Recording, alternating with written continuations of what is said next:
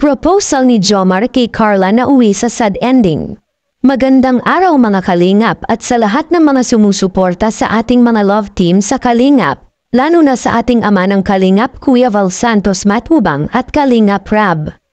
Pag-usapan natin ang nakaraang serye ng Jumcar mga Kalingap.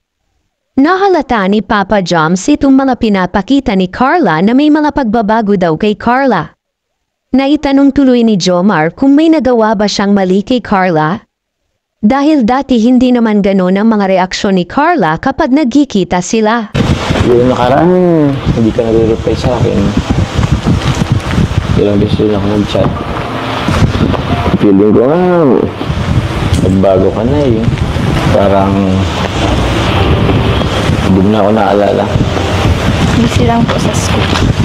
Hindi na nagpapaligoy-ligoy pa itong si Papa Joms sa kanyang gustong sabihin kay Carla. Itinanong na niya talaga kay Carla mga Kalingap kung pwede ba na maging girlfriend ni Papa Joms si Carla. At makikita naman natin mga Kalingap na wala man lang oo o hindi na sinagot ni Carla. Will you be my girlfriend? Ano po yun? Po akong panahon para makipagbiruan po. Hindi mo nakipagbiruan. Seryoso ako. Will you be my girlfriend? Tayo ko lang po.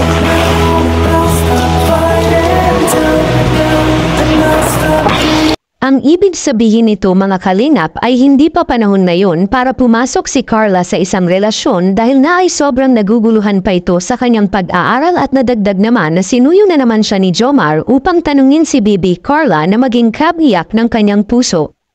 Makikita talaga natin dito na itong si Bib Carla natin ay hindi talaga basta-basta bibitaw sa kanyang tinandako lalo na sa mga naging dahilan kung bakit siya nakarating sa ganitong buhay kumpara noon talagang may matibay na prinsipyo si Bib Carla natin.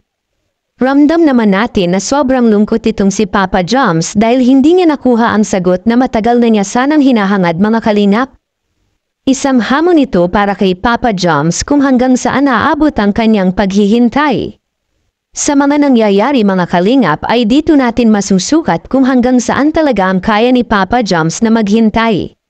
Siguro mga Kalingap ay masasabi natin na wala sa oras ang kanyang pagtatanong kay Carla tungkol sa panliligaw niya.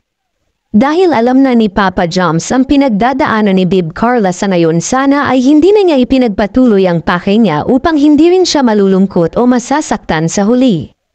Dapat sana ay pinapakinggan na lang muna niya si Carla sa kanyang mga problema para naman mas mararamdaman pa ni Carla na may Jomar na nakikinig sa problema niya, may Jomar na concern pala. Para sa inyo mga Kalingap, maganda pa ba na ipapatuloy niya ang kanyang panliligaw ni Bibi Carla o sisuko na ba siya?